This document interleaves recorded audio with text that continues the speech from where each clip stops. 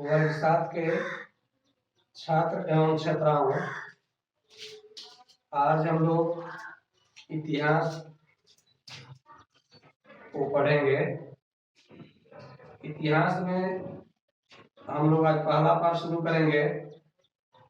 पाठ का नाम है कहाँ, कब और कैसे। इतिहास का अर्थ आप लोग समझते हैं कि इति जो हास, इति का अर्थ होता है बीता हुआ और हास का अर्थ होता है कहानी।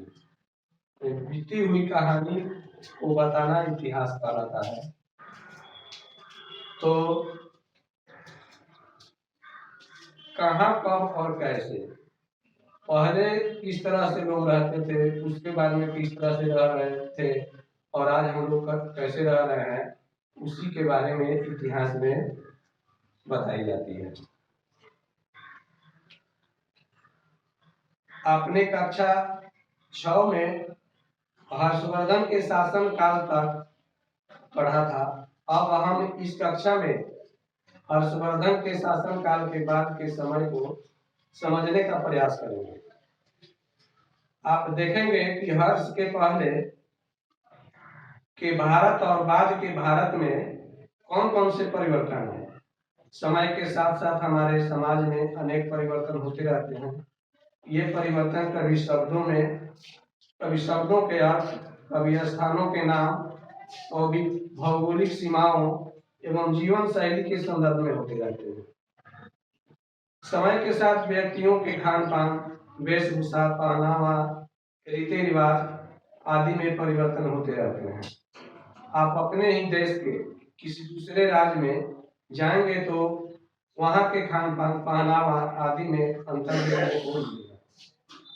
जब आपको भी उनके साथ कुछ दिनों तक रहने का मौका मिलेगा तो संभव है कि आपके जीवन शैली में भी परिवर्तन दिखने लगेंगे। आगे की चर्चा में हम मोटे तौर पर 750 से 1750 ईस्वी, 8वीं शताब्दी के मध्य से 18वीं शताब्दी के मध्य तक लगभग 1000 वर्ष में होने वाले परिवर्तनों को समझने का प्रयास करेंगे। आज हम अपने देश के लिए हिंदुस्तान नाम का प्रयोग भारत और इंडिया के परावासी शब्द के रूप में करते हैं। क्या आप जानते हैं कि यह नाम 13वीं शताब्दी में तुर्क सत्ता की स्थापना के बाद प्रचलित हुआ। उस समय हिंदुस्तान की भौगोलिक सीमा उन क्षेत्रों पर आधारित थी जो तुर्क सत्ता के अधीन थे। लगभग 3 शताब्दी बाद मुगल वंश के संस्थापक बाबर ने हिंदुस्तान शब्द का प्रयोग वस्तुतः संपूर्ण उपमहाद्वीप के लिए किया। यद्यपि इस क्षेत्र में मुगल सत्ता का सर्वाधिक विस्तार 17वीं शताब्दी के अंतिम वर्षों में बाबर के वंशज औरंगजेब के समय में हुआ। इसी प्रकार हमारा राज्य बिहार के नाम से जाना जाता है। इस शब्द का सबसे पहले प्रयोग 13वीं शताब्दी के एक इतिहासकार मिनहाज ए सिराज ने किया।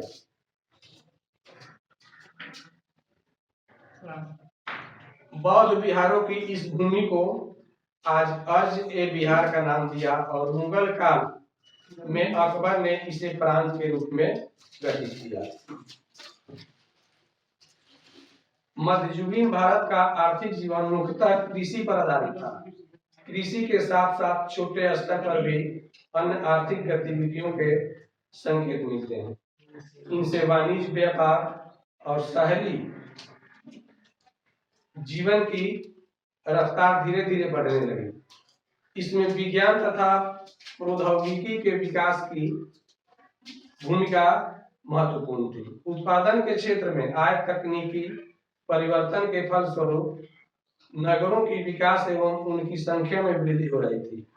लोगों के रहन सहन और विचारधारा में परिवर्तन के कारण भारत के साथ साथ पूरी दुनिया की प्रौद्योगिकी में बदलाव हो रहे थे। आइए अब हम विभिन्न क्षेत्रों के प्रौद्योगिकी में हुए परिवर्तनों के पर एक नजर डालें।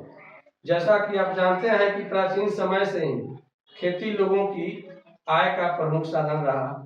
पहले खेतों की उड़ाई के लिए कुदाल या फावड़ा का इस्तेमाल होता था, बाद में हल का इस्तेमाल होने लगा। खेतों की सिंचाई हेतु जल का प्राप्त करने के कई साधन थे। वर्षा के जल को भी तालाबों और कुंडों में इकट्ठा कर सिंचाई की जाती थी। कुओं से भी सिंचाई होती थी। कुओं से पानी को बाहर निकालने के लिए कई तकनीक प्रचलित थे।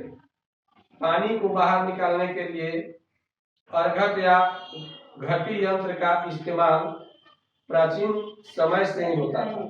बाद में रहत का इस्तेमाल होने लगा।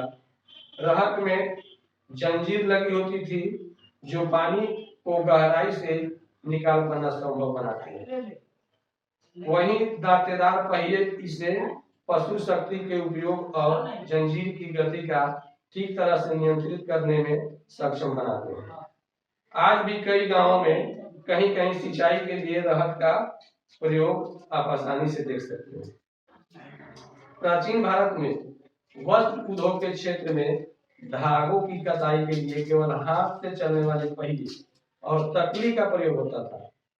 बाद में 13वीं शताब्दी के आसपास इस क्षेत्र में चरखे का प्रयोग होने लगा। दुनिया की कमान भी संभव इसी समय भारत में आई। जहां तकली से सूत काटने में बहुत समय लगता था, वहीं चरखे से सूत काटने की गति काफी बढ़ गई। जैसे जैसे चरखे और धुनकी का प्रसार होता गया, सूती कपड़े की गुणवत्ता एवं उत्पादन में वृद्धि हुई।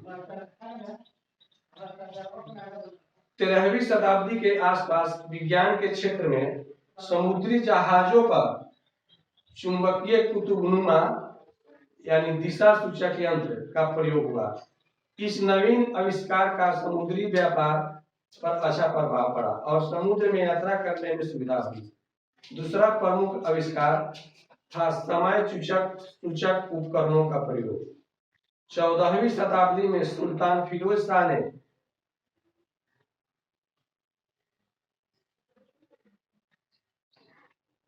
फिरोजाबाद में एक मीनार पर अनेक नक्षत्र घड़ियों, एक धूप घड़ी और एक जल घड़ी भी लगवाई थी, जिससे समय की सही सूचना दी जाती थी। युद्ध के क्षेत्र में घुड़सवार सैनिकों की सुविधा के लिए दो महत्वपूर्ण आविष्कार इसी समय हुए। पहला आविष्कार था लोहे की रकाब, जिससे सैनिकों को घोड़े पर जमकर बैठने में सुविधा प्राप्त हुई।